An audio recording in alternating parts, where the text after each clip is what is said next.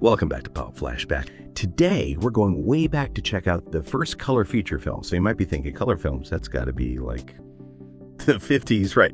Nope. Get ready to be surprised because we're going way, way back, even before Technicolor was even a thing. We're talking the early 1900s, back when moving pictures themselves were still pretty new, but filmmakers, they were already dreaming in color, experimenting with all sorts of techniques to bring their black and white films to life.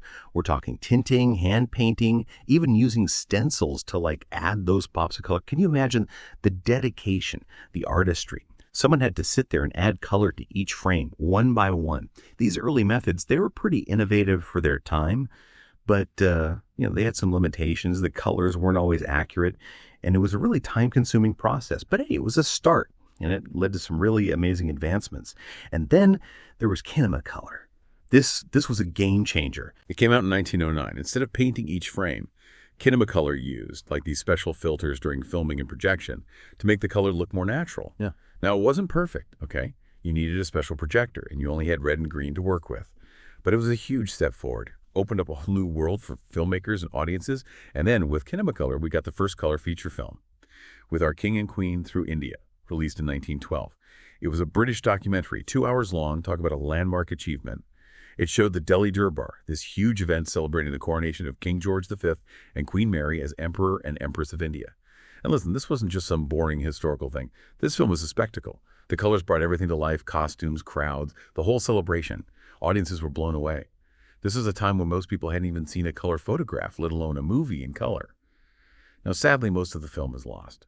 We only have a few bits left, but even those give us a peek into early cinema and the power of color. Not just because it was the first color feature film, but it showed everyone what movies could be, an experience you wouldn't forget. You got to remember, this was more than just entertainment. They were documenting a huge event in history, the coronation, showcasing the British Empire at its peak. It also introduced the West to India's beauty and culture. It was a film that captured everyone's imagination, really elevated filmmaking to another level. It shows the power of color, how it can transport you across time and space, make you feel like you're right there. Now, before we get to Technicolor, let's take a second to appreciate those behind the camera.